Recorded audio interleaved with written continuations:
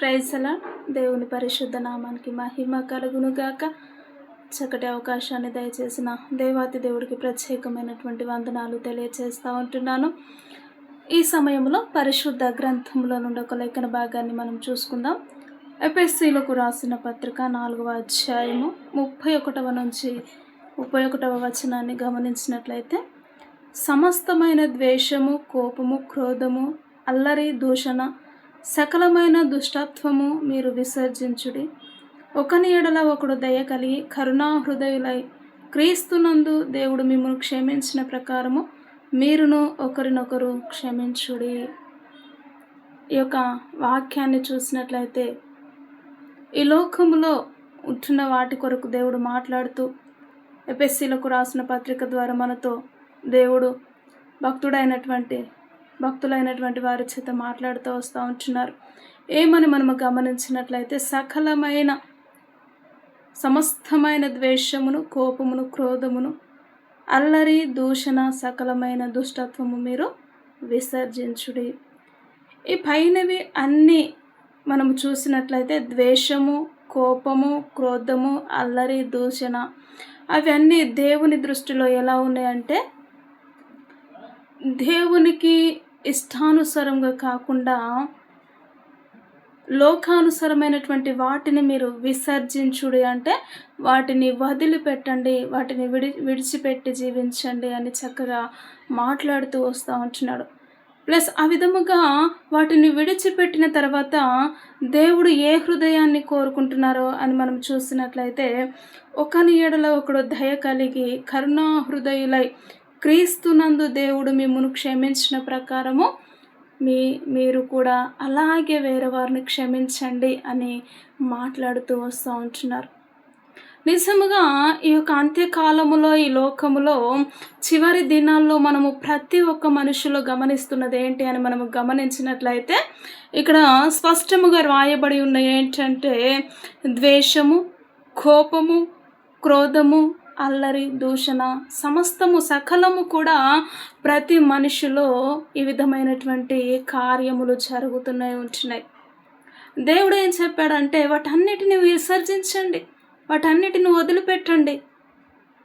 క్రీస్తు యేసునందు కృపను మీరు పొందుకోండి. యేసుక్రీస్తు ఏ విధముగా అనేకమైనటువంటి వారిని క్షమిస్తూ వచ్చారో మీరు కూడా ఆ విధమైనటువంటి హృదయము కలిగి జీవించండి అని చక్కగా మాట్లాడుతూ వస్తూ ఉంటున్నారండి. నిజముగా ప్రియ సహోదరి, సహోదరుడా, నీ హృదయం ఈరోజు ఏ విధమైనటువంటి కోణంలో ఉంటుంది?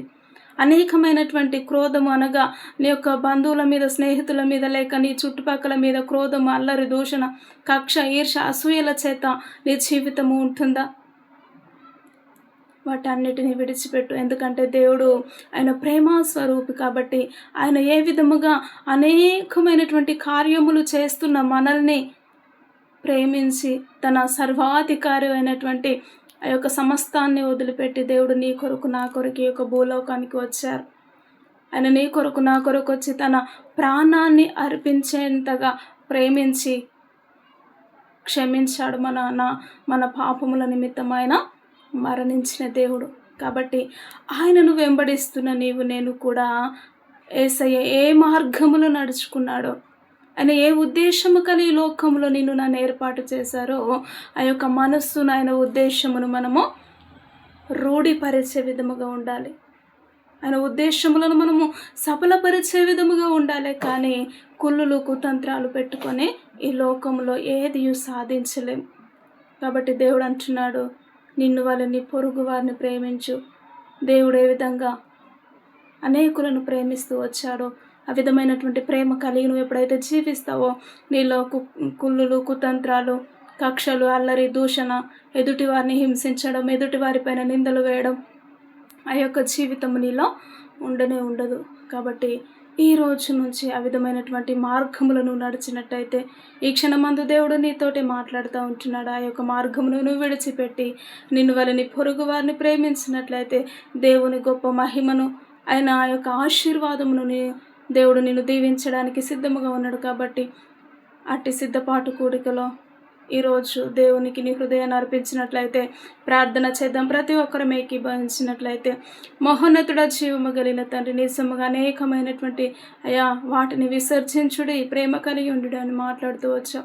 ఈ సన్నిధిలో మీరు ఏ విధమైనటువంటి ప్రేమను కనపరుస్తూ వచ్చారో మేము కూడా విధముగా నడవగలిగిన కృప ధన్యతను మీరు అనుగ్రహించమని యేసుక్రీస్తు ఉన్నతమైనటువంటి నామంలో ప్రార్థించి అడిగి వేడుకుంటున్నాము తండ్రి.